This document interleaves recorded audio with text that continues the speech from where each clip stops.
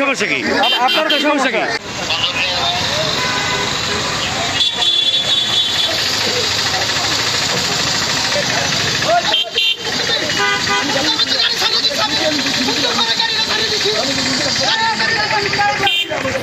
এই কি সমস্যা কি আপনার সমস্যা কি? আপনার সমস্যা কি? আপনি মোবাইল হাত দেন কেন?